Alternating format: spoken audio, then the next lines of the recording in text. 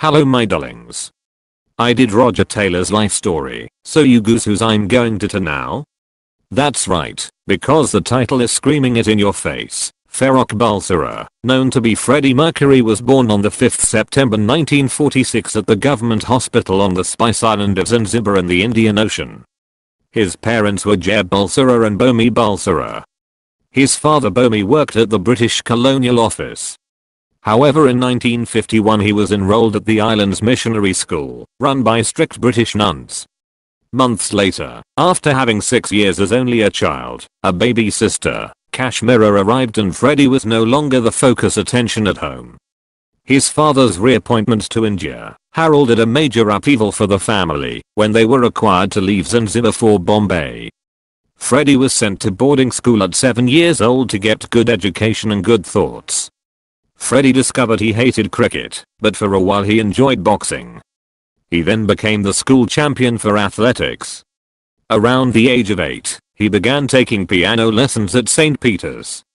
When his mother had taught him, he had practiced his scales out of dutiful obedience. He then became a professional, and then grew up enjoying the piano.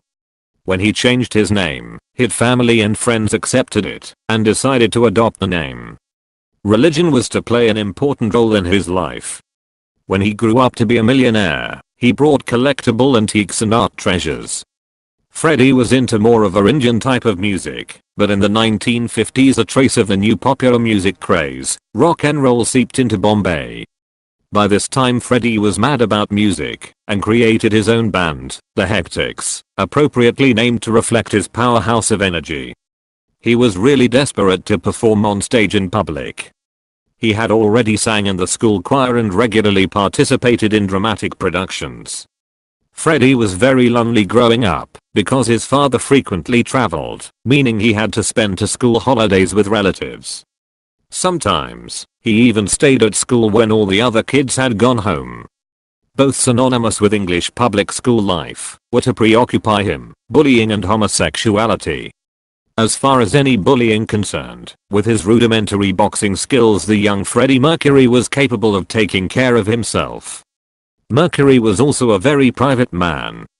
He granted relatively few interviews, and when he did, he gave a little away about either his upbringing or his homosexuality. His parents decided to leave every country. Packing up their household belongings, they moved to England, settling down in Feltham, Middlesex. Unknown to Freddie, less than 5 minutes walk away lived a couple, Harold and Ruth May, whose only child, Brian, was already a budding guitarist. In 1966 his sights were set on art college and Freddie usually got what he wanted. Tim Staffel and Freddie were friends for a short time before Tim introduced Freddie to the rest of the band Smile in early 1969. As ever with strangers, Freddie was in reality the safety of an invisible barrier. Roger Meadows Taylor, a dental student at the London Hospital Medical School, was the extrovert blonde drummer. Guitarist Brian May was tall and skinny with a studious manner and a shock of dark curly hair. Freddie first met the band members in a pub called the Kensington. From that day on, they got on well. When Freddie started performing on stage in the early 70s, according to Bursin, it was hard to tell if Freddie suffered any pre-performance nerves. He would get more jokey than normal. Freddie would take the piss out of people something rotten, and in turn, they took the piss out of him. He loved it. Freddie also had a good friend, Jeff Higgins, who always supported him. When Freddie, Roger and Brian finally performed together on stage in 1969, Fred was already rapidly developing as a performer. He had all the strong qualities that he would later bring to Queen. Striding across the front band, using all those, now familiar, exaggerated gestures, he was bloody good.